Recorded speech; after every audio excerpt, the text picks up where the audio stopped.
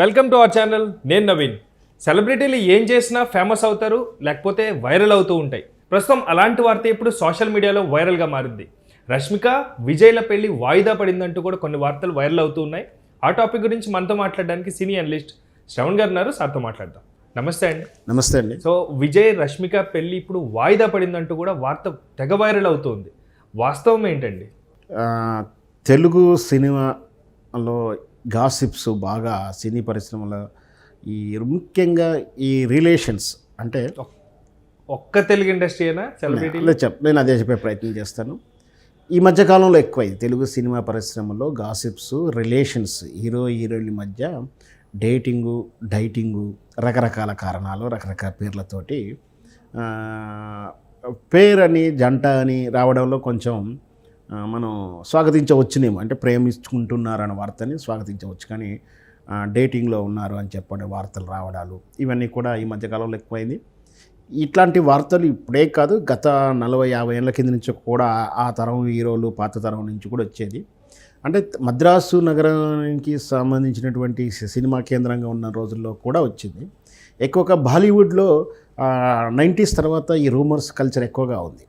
Rumours బాగా create చేయడం, media నుంచి అంటే అన్మెచ్యూరిటీ కానీ కేర్ ఆఫ్ అడ్రస్ లేనటువంటి థర్డ్ పార్టీ ప్రింట్లో ఉన్నటువంటి మీడియా ద్వారా అలాంటి వార్తలు ఆ రోజుల్లో వచ్చేది.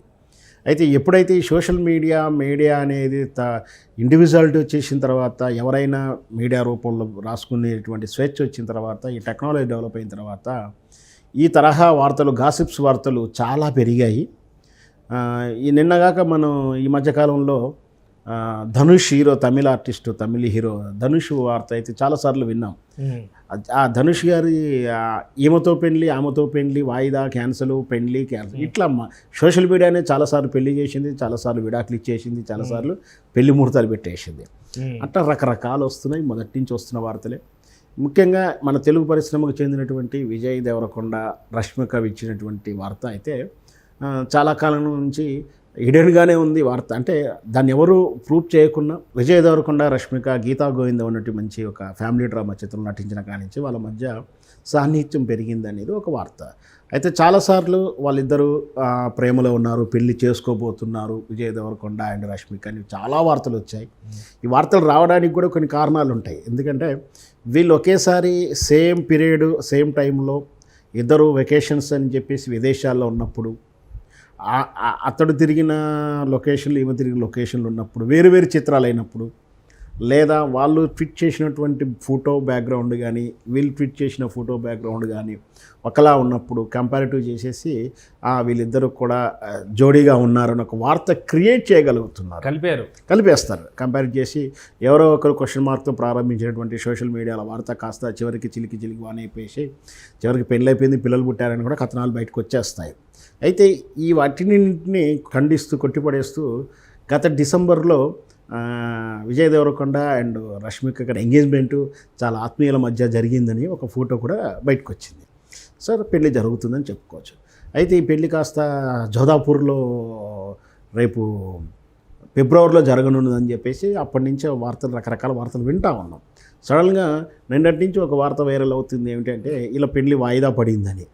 ఇక్కడ వాయిదా పడింది అంటారు, సంతోషం. క్యాన్సిల్ అయిందైతే అంటలేరు, వాయిదా పడింది అయితే అంటున్నారు.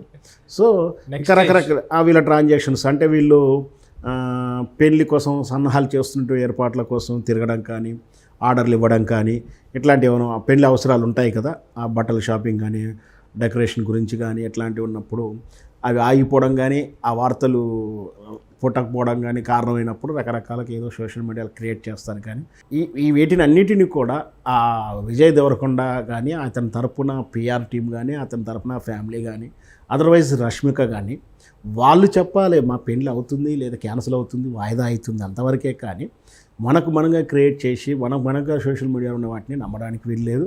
పైగా ఇప్పుడు వాళ్ళ కెరియర్లో మంచి ఇద్దరు కూడా ఏజ్ అయిపోయిన వాళ్ళేం కాదు కదా, యంగస్టర్సే. విజయ్ దేవరకొండ గారు హ్యాపీగా సినిమా చేస్తున్నాడు. అది రౌడీ జనార్దన్ అని చెప్పేసి కిరణ్ డైరెక్షన్లో చేస్తున్నారు, మన దిల్ రాజు గారి నిర్మాతగానే.